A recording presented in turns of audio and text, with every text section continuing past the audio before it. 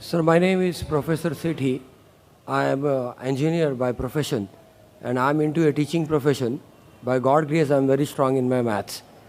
To start with, I appreciate your hard work and pray to God to give you double your age God has allotted you. And I thank all the Muslims here for giving me first priority to ask my question. Sir, I have gone through Bhagavad Gita, I have gone through Ramayana being Hindu. I was after temples and everything. But my brother-in-law is a Muslim. He gave me Quran. I have gone through it twice. And I can say in open, I am following your Quran very strictly. I have converted your namaz into English in the name of God, the most gracious and the most merciful, the creator, cherisher, sustainer of the worlds, the master of the day of judgment. I am reading it 12 times, 15 times, 20 times. I don't see timings. I just stand and pray to God. And I am very satisfied with that. The only one question I am not getting it, my source of income. Being very strong in maths, I am also a technical analyst with stock market. I am very strong with FNO market, future and option. I don't know how many people understand the stock market here. With a very intellectual mathematics and very intellectual playing the game, I am always secure and always in profit after the end of the month. It's a mathematic game which people don't understand. Is it okay to go ahead with such income? I'm suffering from this last 3 years. I'm earning money, I can earn money, whatever level I want to earn. But I don't want to earn anything wrong. If it is wrong, I will leave that forever. And I will go into teaching profession forever. Alhamdulillah. The brother asked a very good question. And I appreciate that after reading the Bhagavad Gita, Ramayana and the Hindu scriptures, he read the Quran twice. And he agrees with it. He has a brother-in-law who's a Muslim. And he's very strong in maths. And even I happen to be strong in maths. And in school days, right from standard 1 to standard 9, 10, always backed the price. Without saying, sir, mind-boggling memory. I've never seen a person like you. And if God grace, I will be at your place forever. If the God, अगर ईश्वर की मर्जी हुई, अल्लाह की मर्जी हुई, तो आपका शिष्य बनूंगा इसी प्लेटफॉर्म पर. Inshallah, inshallah. If Allah will, inshallah. First I'll come to the question and then inshallah I'll reply to his last comment. As far as your question is concerned, that you are in the stock market, about futures and options, etc. And you are so good in maths and analyzing that always at the end of the month you make a profit. So the question is that, is this earning halal or haram? As far as the stock market is concerned, stock per se is not haram, per se. As long as the stocks you deal in, it is according to the guidelines of Islam. What is haram in Islam is riba. It's interest. There are many verses in the Quran, no less than 8 different places. Almighty God says in the Quran that riba is haram.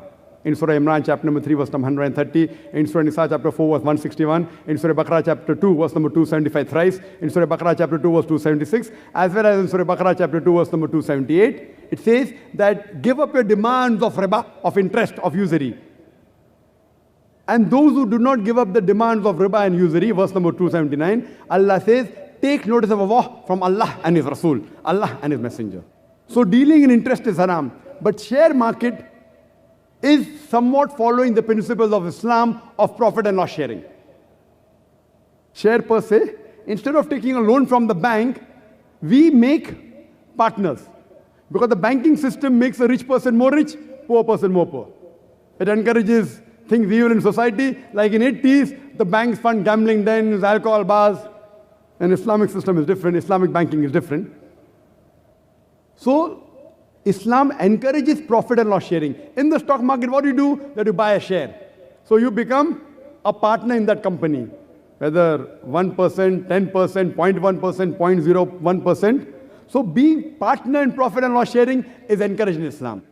So if you're dealing in stock market and shares, as long as it is within the purview of the Islamic Sharia, as long as you do not buy shares of a company which deals in alcohol, company which deals in interest, financial companies, whether it be banks, whether financial instrument companies, company which deals in media obscenity, pornography.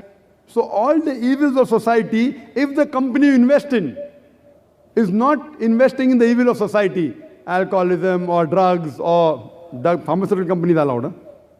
Drugs means cocaine and brown sugar, or dealing with obscenity, it may be film industry.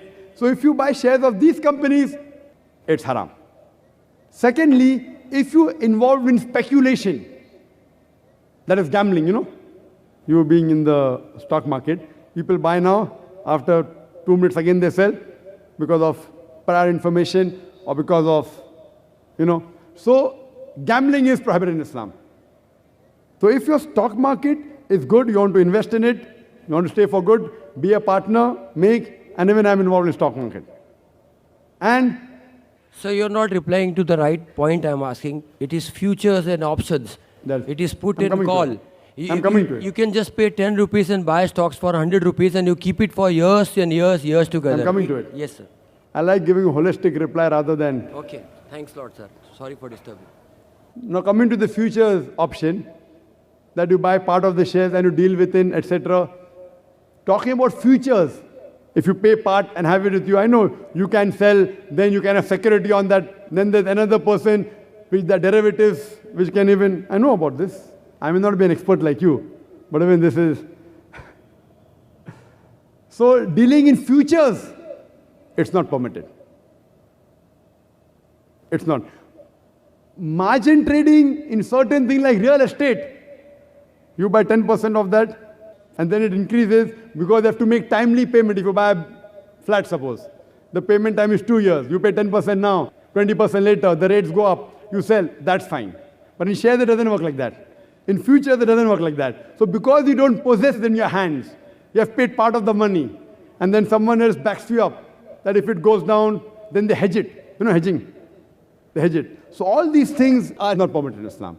But pure stock, as long as the thing which you deal in, if it is Islamic, it's allowed. And you ask me the question, that all these things that you get a large money income, if it's not allowed, you wouldn't like it. See, the money that you earn, as you said, if it's not permitted, you stop it. So what we are interested in peace in this world and the akhirah. The peace in the next world is a longer peace. So if you are earning the halal, inshallah, you'll get good in this world as well as in the akhirah. And I pray to Allah subhanahu wa ta'ala for your peace and success in this world as well as in the akhirah, in the next world. Hope that answers the question. Thanks a lot. Thanks for, I appreciate for giving you so much of time, and definitely I will be following it strictly, sir. Thank you.